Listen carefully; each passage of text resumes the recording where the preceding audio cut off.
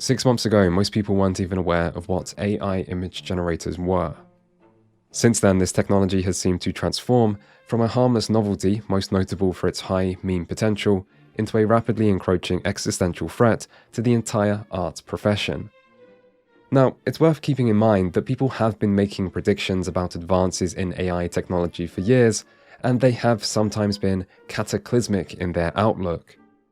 Still, one thing almost no one seemed to foresee was that artists might be one of the most, and first, to be heavily affected.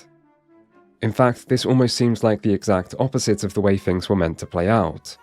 The AI dream was supposed to be this post-labor, post-scarcity society where humans are finally freed from the need to slave away at repetitive jobs and can instead pursue their dreams of creating art and other such fun endeavors, with art itself being one of the things machines would never be able to do due to its intrinsically human qualities.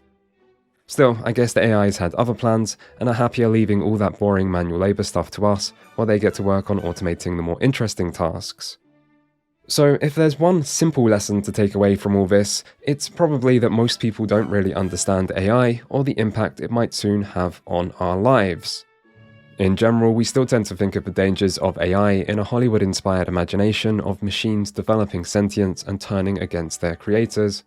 We still tend to view computer behavior through an overly human lens, and we still tend to overestimate the importance of strong AI, all while underestimating deep learning models, right up until the moment they start taking over our jobs. Which brings us to the current situation in the art world. In case you're not familiar with this topic, here's a recap of what's happened in the past months and why it's so significant. In June 2020, a text-to-image AI model called DALL-E Mini was released to the public and garnered a lot of attention. For many people, this was their first time using a tool like this, and all it required was one short phrase or text prompt to create a set of generated images based on whatever people wrote. This resulted in a lot of memes, a lot of surreal imagery, and a lot of talk about how fun and silly this new piece of AI technology was. The general sentiment of the public seemed similar to how one might look at an enthusiastic yet confused puppy, i.e., a mix of curiosity, sympathy, and smug intellectual superiority. Oh, how things have changed. DALL-E Mini was followed by the public release of 3 more prominent AI models: the open-source Stable Diffusion made by Stability AI, the full-release version of DALL-E 2 made by OpenAI, and Midjourney from a new independent company of the same name. There are more text-to-image generators than this, many of which are actually based on or running off of Stable Diffusion itself, as well as the not actually released to the public no matter what news headlines might tell you, ImageN by Google. Still, it's these 3, Stable Diffusion, DALL-E 2 and Midjourney, that are the big players at the moment, and where DALL-E Mini proved to be an amusing novelty, these 3 turned out to be a little bit more. Now, you may be wondering where this technology came from and whether image generators are a brand new thing. And they're not, but the big difference with the 2022 versions is the technology they're using, which is something called diffusion and has turned out to be a bit of a game changer in the world of text-to-image AI. Diffusion models can be somewhat complicated, so if you want a detailed technical explanation, I suggest you look elsewhere. Instead, I'm going to explain it to you as if you are an idiot, not because you are, but just because you might be. So, how does diffusion work? Well, the first step is collecting lots and lots of data, say millions or billions of images, alongside text descriptions explaining what the images are. Then you take this massive dataset and give it to an AI that can learn to connect images to the text that describes them. Once this is done and the AI understands what the images are, next comes the diffusion part. This involves gradually adding noise to an image until there is no image left.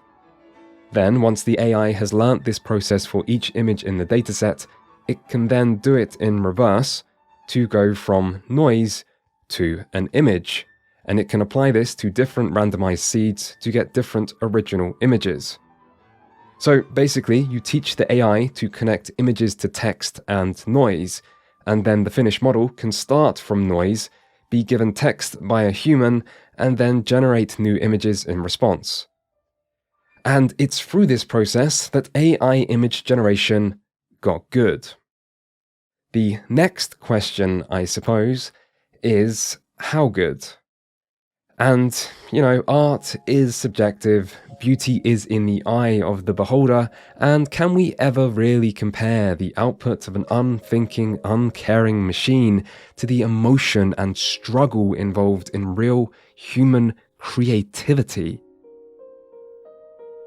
Nah, I'm just messing with you. The actual answer to that question is it's fucking good. I think that's the official scientific terminology if you're wondering. Now, for anyone not convinced yet, there's probably no point trying to change your mind with words when I could just show you instead. Of course, I'm not actually sure what I'm going to put on screen here when I come to edit this, as that's a problem for future me, so I guess I should just shut up for a bit and let the images speak for themselves.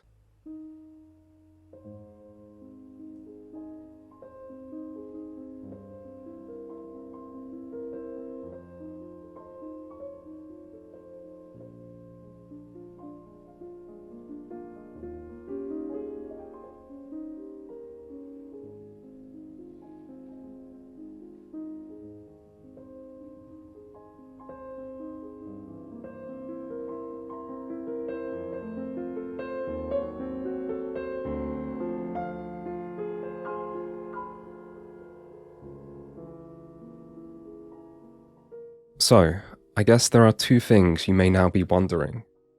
The first is whether you can really just put in a few lines of text and produce these incredible looking images in mere seconds. Can this all really be that easy? And the answer to this is yes and no. Head on over to one of these sites and you'll probably find your results suck. At least they will if you're new to this. This will partly be due to the prompts you used, partly because of the settings it's running on, and partly because of the actual image generator and dataset you might be using, but generally speaking, all of the best things you see produced by these AI models are going to be the result of multiple iterations, with some degree of tweaking to the image itself or the prompts being used. There are also specific things these generators are still quite bad at, one of which being specificity itself, but also small details like text, hands, or just a degree of general logical consistency. Often I find that a lot of AI art looks amazing from afar, but if you zoom in and really pay attention, you can start to find flaws. Still, in the AI's defense, the speed at which improvements have been made over the last few months in both the AI generators themselves and in the people using them have been pretty staggering, and there's no immediate reason to think these results won't keep getting better and better with time. So it's not always that easy to get the specific result you might want, but the ease with which you can create impressive things compared to when picking up a pencil or tablet and trying to make something similar yourself really is quite unbelievable. The second question that might be on people's minds is, what will the impact of this be? And that is not an easy question to answer, but it is pretty clear that there will be an impact, and that some artists will lose their jobs. Not everyone, not immediately, and there are more things which complicate the situation, but some job loss in the future seems inevitable. These tools are just too effective, too efficient, and too easily accessible that even if they did remain in their infancy, their use potential is still abundantly clear in multiple different areas. So people will lose jobs. But not everyone is content with going gently into the night.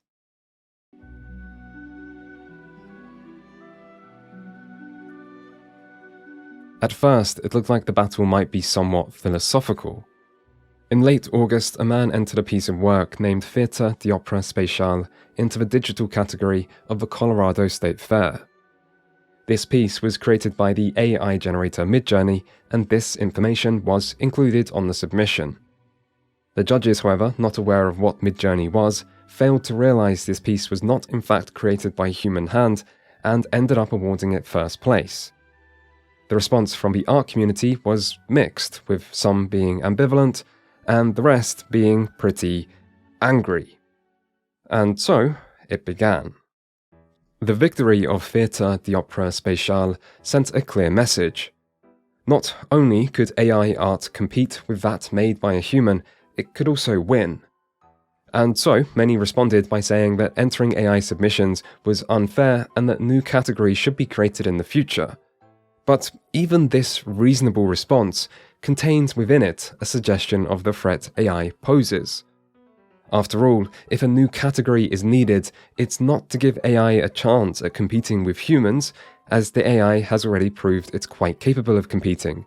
Instead, it's to protect us humans from AI, to allow humans to still be able to compete with this new, potentially superior artist.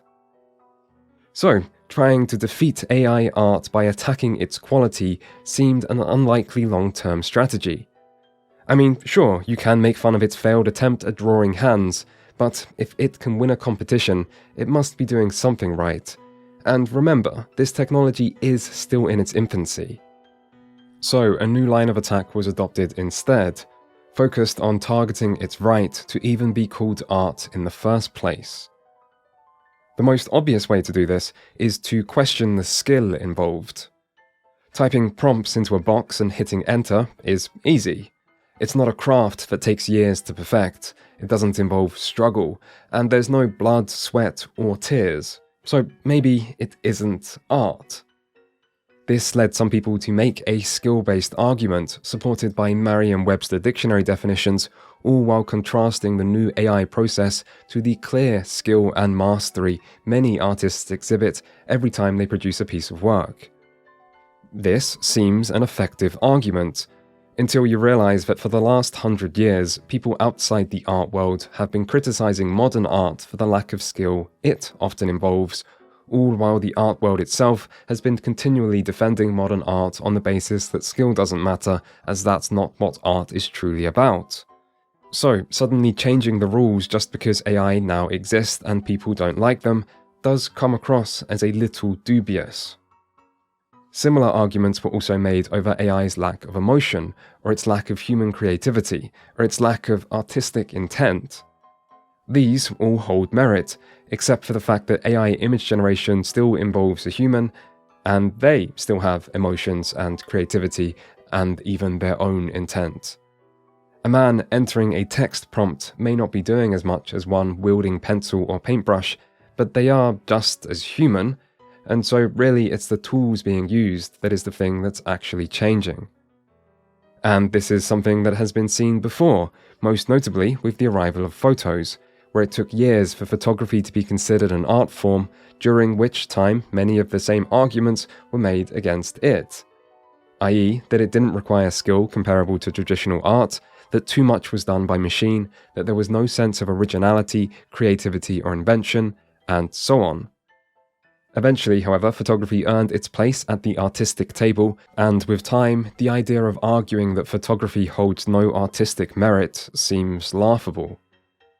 A similar story can be seen with the rise of digital art, which offered users improved tools with lower skill or time requirements, and was met with similar pushback from some segments of the art world, only for it to go on to become accepted and widespread in most commercial projects. And so, trying to reject AI images as not counting as art seems logically flawed and ultimately doomed, even if the roots of these arguments are easy to understand. Meaning, in this preliminary battle, AI emerged victorious, even if some may not want to admit it. Still, this would turn out to be just a taste of what was to come, as soon far bigger concerns would arise within both the art and AI worlds that made debates over what is art seem as insignificant as they are pointless.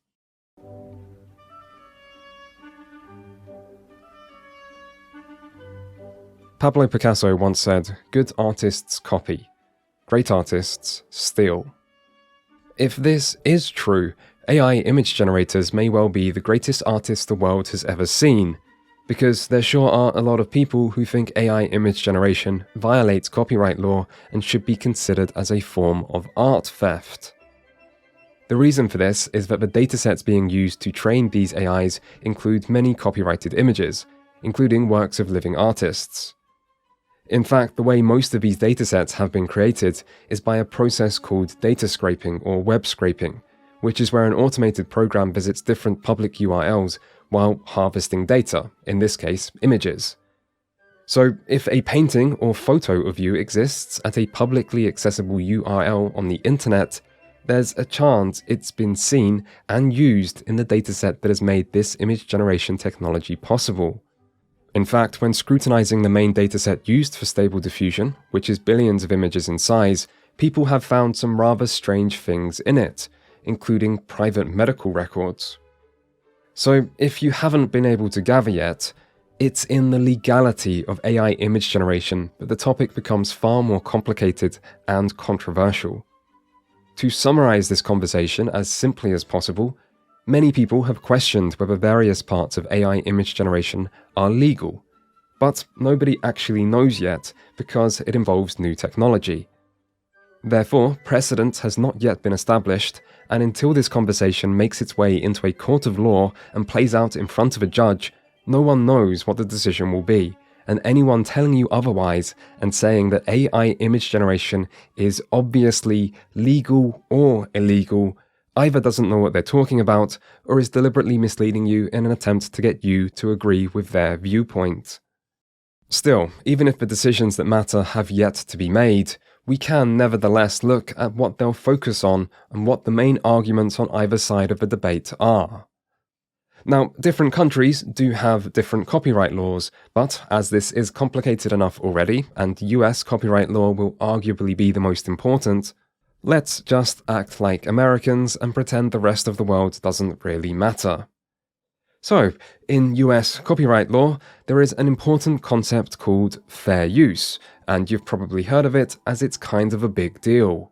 Mostly because it allows someone to use copyrighted material even in derivative and commercialized work, providing the use of that copyrighted material is deemed to be fair. What counts as fair use is down to several factors, the most important being the purpose of use, the nature of the copyrighted work, how substantial the copying is, and what the impact on the market and original copyright holder are.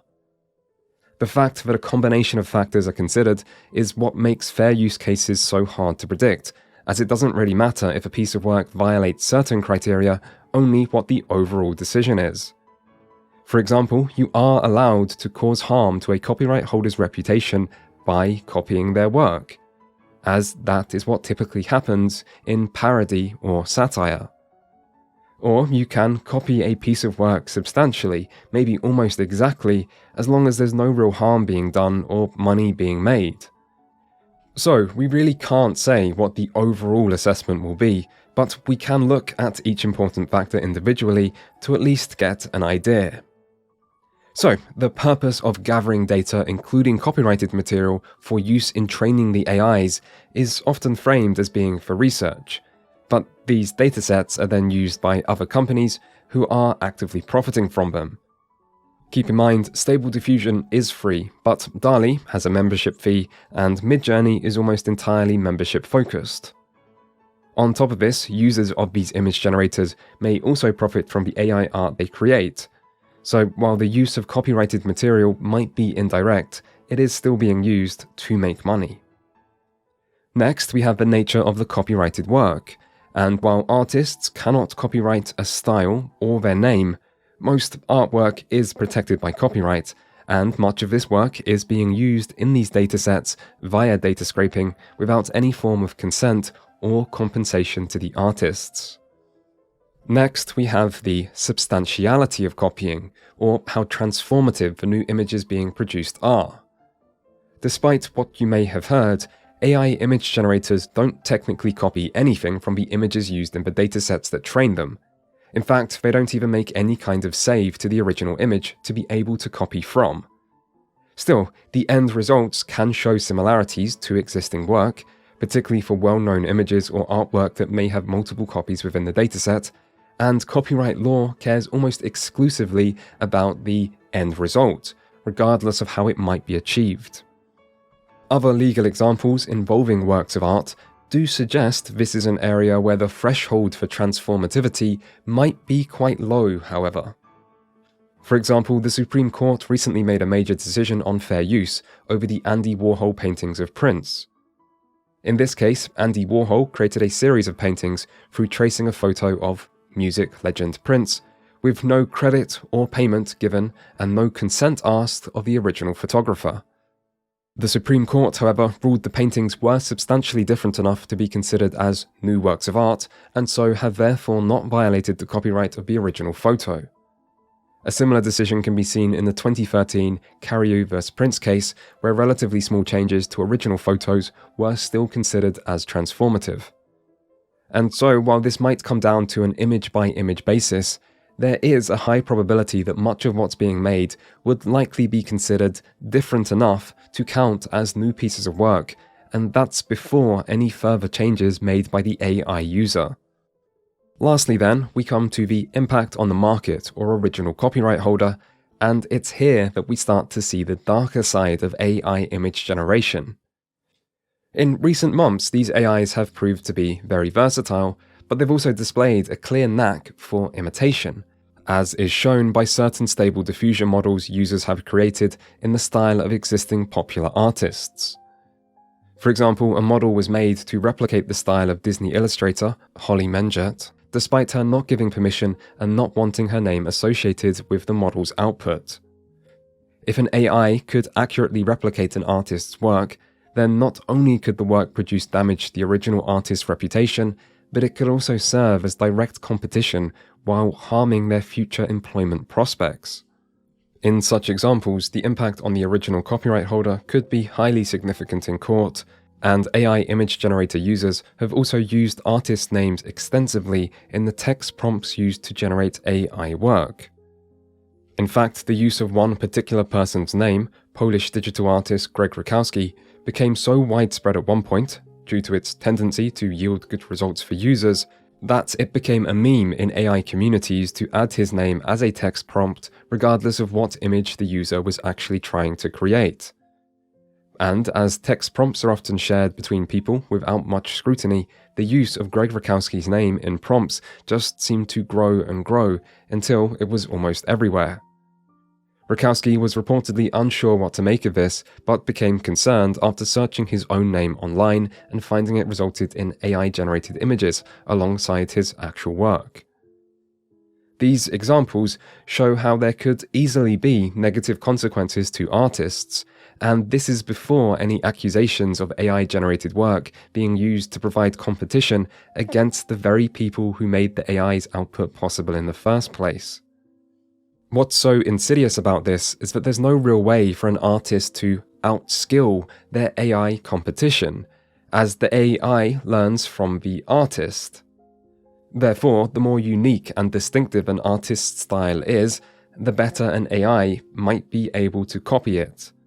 And the more famous an artist becomes and the more work they produce, the more data will exist for the AI to use against them. And even if artists might still be able to produce work that is technically superior, they won't be able to come close to matching an AI when it comes to speed. This situation is honestly pretty messed up, and it's easy to understand why artists seeing their work used in this way might be deeply concerned about current models and their future ramifications.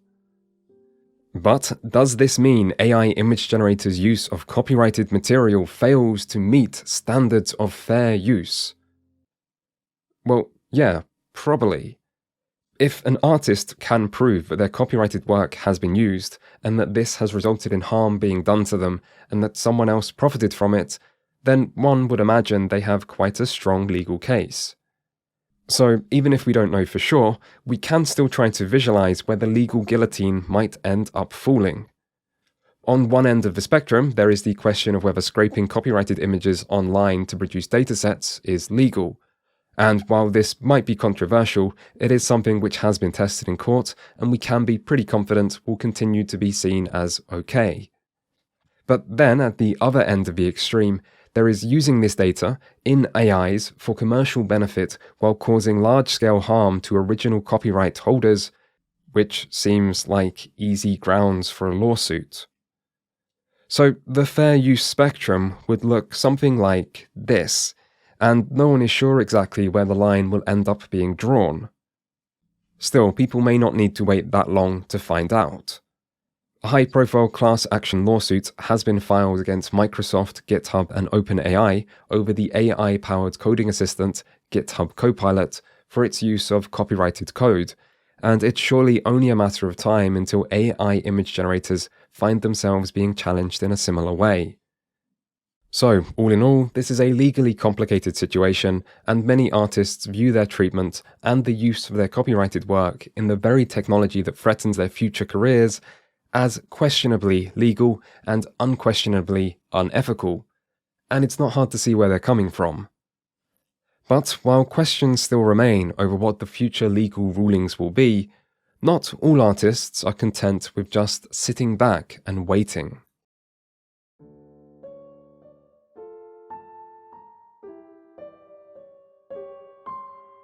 Over the last couple months, discussions about AI have been everywhere in the online art world, and the main emotion they've displayed is not fear or confusion or even curiosity. It's anger, and that emotion only seems to be growing as more and more anti-AI videos and posts are shared across the internet.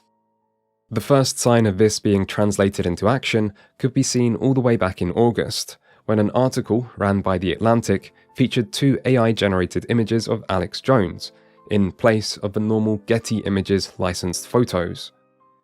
Some might say this artwork actually makes the article stand out by virtue of being different to the norm, all while capturing a distinctive style and tone that fit the article's content, and that this isn't even an example of an independent creator losing out on a commission, but rather an inconsequential loss for Getty Images, a large corporation that was founded by a billionaire family.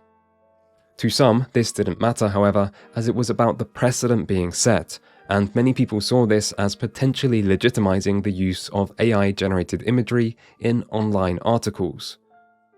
And so, after significant backlash on Twitter, the article creator wrote a lengthy apology saying it was completely his fault for being so careless and that he will never use an AI image this way again. But this was only the beginning.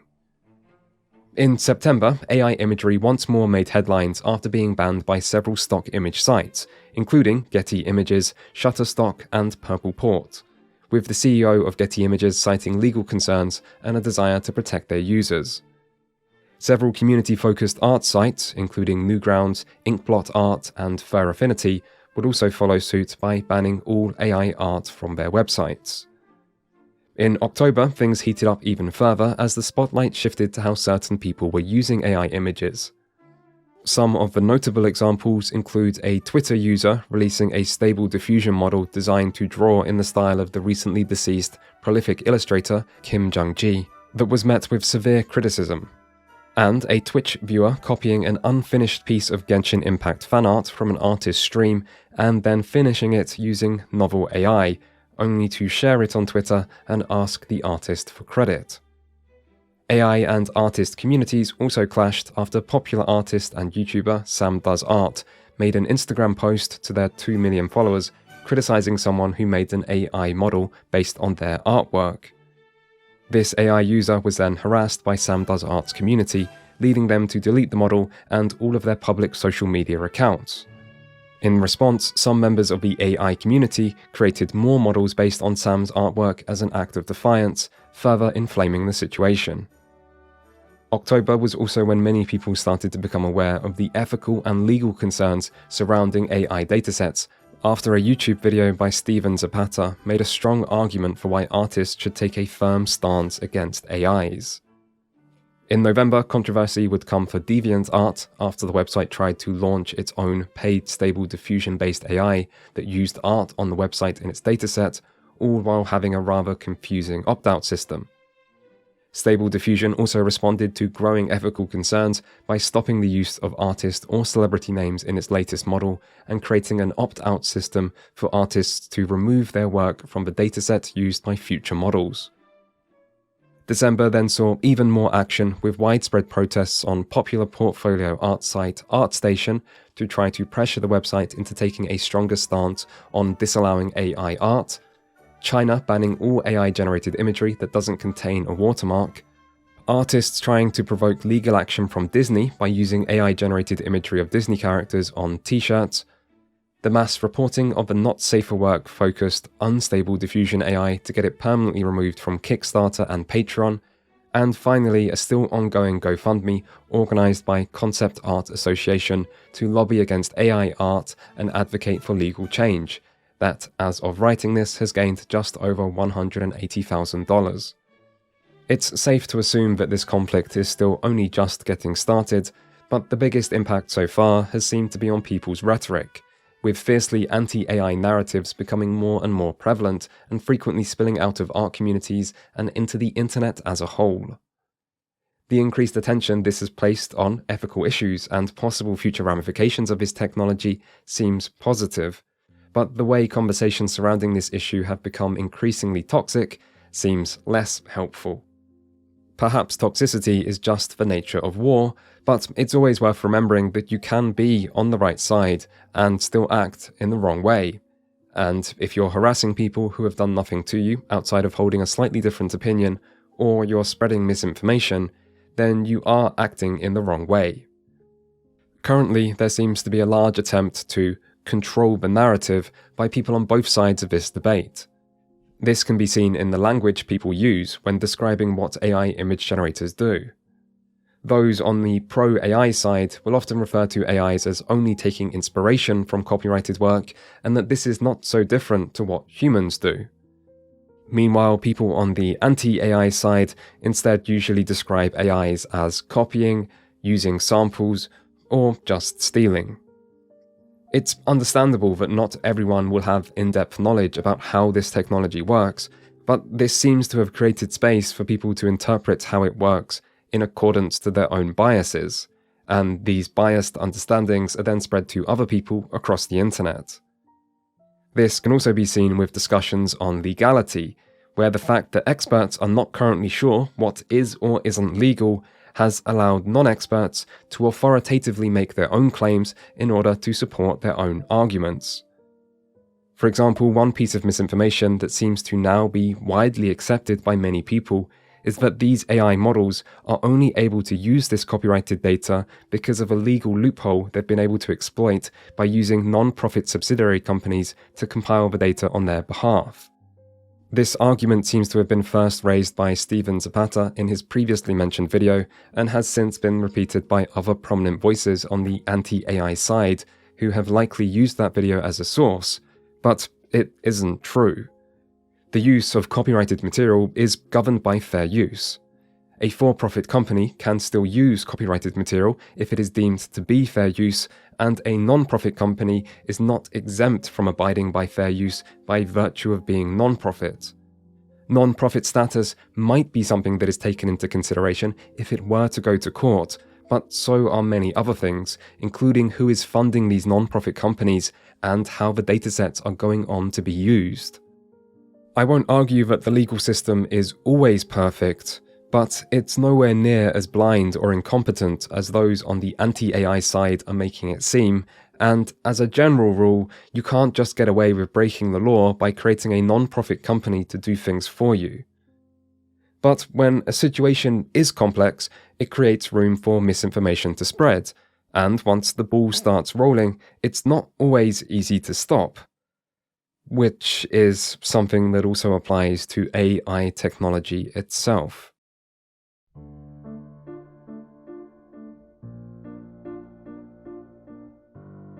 Battles between humans and AIs have long been a part of our collective imagination, but they've never looked anything like this.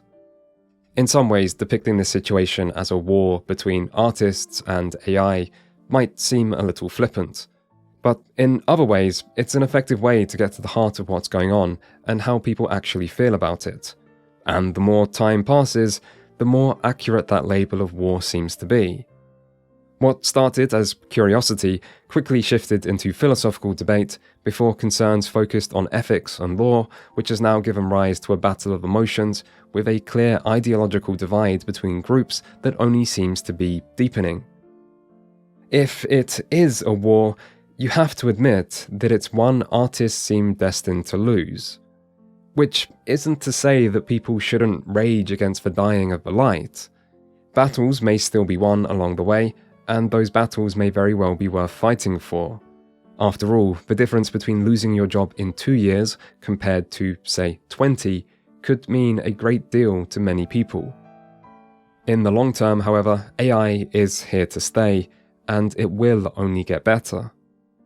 And even in the best case scenario for the anti-AI side, i.e. that current models get sued into oblivion with copyrighted works of art being forbidden from use in all AI training, even then, all artwork eventually ends up in the public domain after a certain number of years following an artist's death, and a lot of work is already in the public domain or Creative Commons, and some artists won't have a problem with their work being used, and bigger companies might be able to pay artists to change their mind, and the impact of copyrighted work that's already been used can't necessarily be easily reversed. So one way or another, this technology will get better, and its impact will only grow. As for what that impact will be, no one knows for sure, but it's easy to imagine certain jobs being lost entirely. For example, things like concept art, where there isn't a great need for specificity, or certain types of commissions, or background work in animation, or creating assets for games, and so on. Other jobs may shift into a mix of digital art combined with AI, where artists can utilize AI generation as a new tool to quickly perform certain specific tasks, or to create a base image that's then polished or fixed by human hand. Resentment against AI art may also grow, but you have to imagine that when compared against usefulness, resentment will only get you so far, as we are only human after all. Still, some artists may even benefit from the situation. For example, as more artwork comes to be created by AI, it's possible that people's appreciation for the human side of art will increase, with greater admiration shown to the people who create art and more interest taken in the physical process itself. Artists' influencers could easily see their influence grow, but for these struggling artists out there, whose names may not be quite so well known, that struggle seems destined to get worse. It's still worth remembering, however, that there is a positive side to this technology, one beyond economic growth and making certain people money. This may not provide much consolidation to those feeling aggrieved, but there is a joy to creation that these current image generators tap into.